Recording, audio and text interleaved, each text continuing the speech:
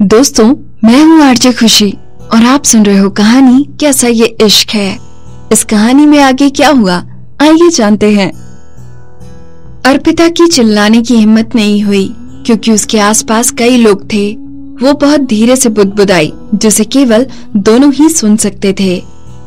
अगर कोई उनकी तरफ देख भी लेता तो वो यही सोचता कि वो दोनों साथ साथ चल रहे हैं, जब तक वो संजय को अर्पिता की शर्ट का कॉलर पकड़े हुए नहीं देख लेता।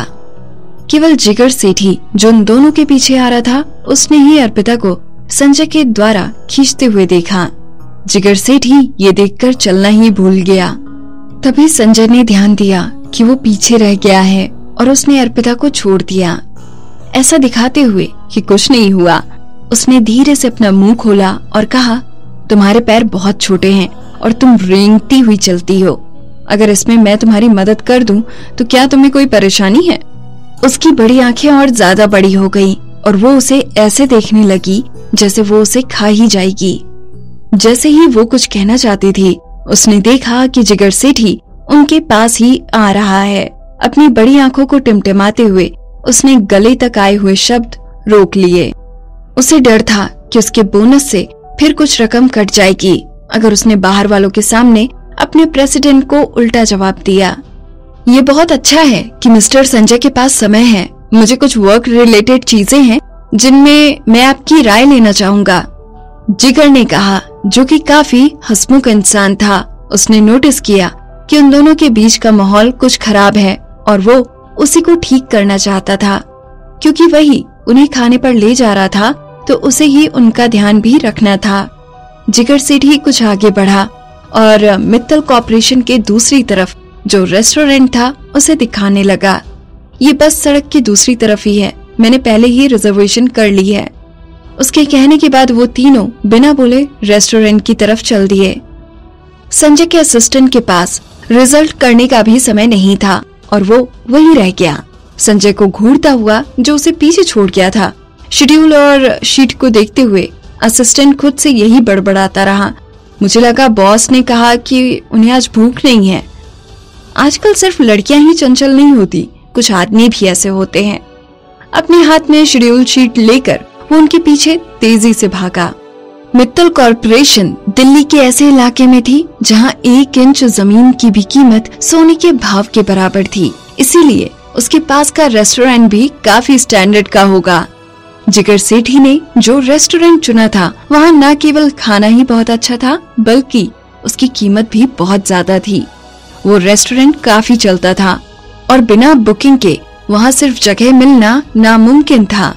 जिगर सेठी उन्हें आराम से रेस्टोरेंट में ले आया।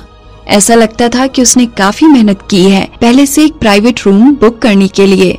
मिस्टर संजय मित्तल, पहले आप एक नजर मेन्यू देखिए, मैं सर्विस स्टाफ को दूसरा मेन्यू लाने के लिए कहता हूँ।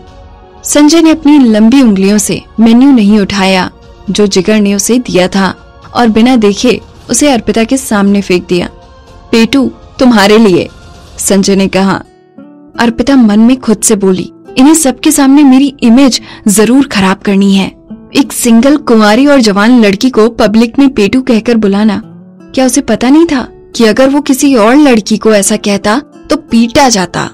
हालांकि उसे याद आया कि वो कोई और नहीं, उसका बिग बॉस था, क्योंकि वही था जो उसे सैलरी पे कर रहा था। अर्पिता केवल सहन कर सकती थी। तभी खुद को तसल्ली देने के लिए वो खूब सारा खाना खाने की सोच रही थी। उसने अपना सिर नीचे किया और मेन्यू में खाने का प्राइस देखा। उसे देखकर वो इतनी शॉक हो गई कि अपनी चेयर से उछलने ही वाली थी। उसने अपने दोनों हाथों से मेन्यू को कसकर बंद कर दिया और अपने मुंह में पानी को वापस पी लिया। क्या हम सच में यहाँ खाना खा रहे हैं? वो बोली। क्या हुआ, क्या ये डिशेस तुम्हें पसंद नहीं? जिगर सेठी ने हैरानी से तुरंत पूछा। उसे उसका ध्यान रखते हुए देखकर संजय की आंखें छोटी हो गईं। अर्पिता संजय के एक्सप्रेशन नहीं देख पाई और उसने जिगर से कहा, बात मेरे टेस्ट की नहीं है, यहाँ खाना बहुत महंगा है, क्या हम यहाँ खाना खाने के लिए आपके बैंक पर डाका डालेंगे? ये सुनकर संजय के एक्सप्रेशन और ज्यादा बुरे हो गए। वो दोनों अभी तक एक दूसरे को ठीक तरह से जानते भी नहीं थे, पर उसे पहले ही जिगर सेठी के पैसे बचाने की पड़ी थी। जिगर सेठी भी हैरान था। ऐसा लगता था कि जैसे वो पहली बार इतनी सरल और प्यारी लड़की से मिला था। उसकी आंखों में खुशी की चमक और बढ़ गई और उसने उसके हाथ से मेन्यू लेते हुए दांत निकालते हुए कहा, ये रेस्टोरेंट थोड़ा महंगा है पर यहाँ का खाना बहुत बढ़िया है। आप क्या खाना चाहोगी? मैं आपकी मदद कर सकता हूँ। इतनी सुंदर लड़की का ऑर्डर लेना मुझे अच्छा लगेगा। अर्पिता ने जब देखा कि उसे कोई फर्क नहीं पड़ता तो उसने भी खुद को नहीं रोका। उसने पानी के ग्लास से एक घूंट लिया। मैं खाने के लिए पिकी नहीं हूँ, मुझे कुछ भी चलेगा। आप इस जगह को जानते हैं, क्यों ना आप ही मुझे कुछ रिकमेंड करें। ओके, यहाँ काफी बढ़िया चिकन रोल्स और पेस्ट्रीज भी मिलती हैं। जिगर ने मेन्यू में अर्पिता को दिखाते हुए कहा।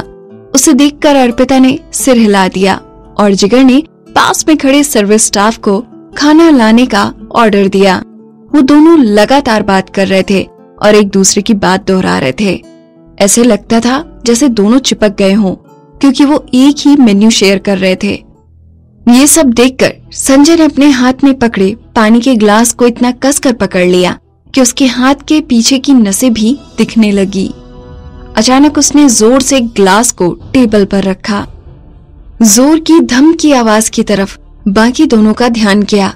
संजय ने जब दोनों को उसे घूरते हुए देखा तो उसने बिना परेशान हुए आराम से कहा, वो मेरे हाथों से फिसल गया। हालांकि आसपास के माहौल से वो ठीक नहीं लग रहा था, बल्कि ऐसा लगता था जैसे कोई उसका करोड़ों रुपया लेकर भाग गया हो। उसका सुंदर चेहरा काला पड़ गया था। अर्पिता ने जल्दी से मेन्यू लिया और उसे देते हुए कहा, हम ऑर्डर दे चुके हैं, अब सिर्फ आपका ही बाकी है। जब उसने अर्पिता को हम कहते हुए सुना तो उसके हाव भाव और ठंडे पड़ गए। एक नजर मेन्यू पर डालकर उसने अर्पिता की तरफ देखा, जो जिगर के कुछ ज्यादा ही करीब बैठी थी। उसने अपने पतले होंठ खोले और कहा, मैं इस जगह को नहीं जानता, यहाँ आओ और मुझे कुछ डिशेस रिकमेंड करो। अर्पिता हैरानी से सोचने लगी, मैं भी यहाँ पहली बार आई हूँ, मैं कैसे कुछ रिकमेंड कर सकती हूँ। हालांकि उसकी रिक्वेस्ट को इग्नोर करना ठीक नहीं होगा। अर्पिता सिर्फ इतना कर सकती थी कि वो अपनी चेयर उसके करीब ले जाकर बैठ जाए। उसने टेबल पर पड़े मेन्यू की तरफ इशारा करते हुए कहा, मैंने चिकन रोल्स और पेस्ट्री ऑर्डर किए हैं, पर अभी तक इनमें से कुछ भी ट्राई नहीं किया है। मिस्टर जिगर ने मुझे इसे रिकमेंड किया और ये सच में टेस्टी लगते हैं।